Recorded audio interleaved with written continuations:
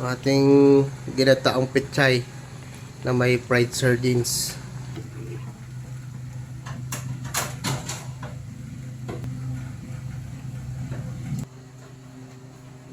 Yung pechay.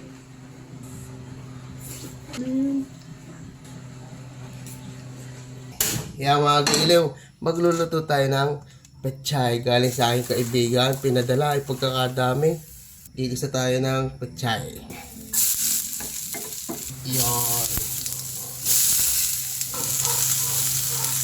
Siyempre, paminta. Asin. Kaya mga giliw, lagyan natin ng kamote. Naiwan lang. Aking nawasa. Yan. Lagyan natin ang fried sardines. 555. Taktakan natin yan. Coco Mama. Pampasarap, pampakreaminess. Tapos nakaw talaga naman mga giliw. Ay, sa gandang tingnan na yan. Na ito. Magaling na rin yung ikaw ay healthy, mahilig sa daon-daon at giliw yan. Suka.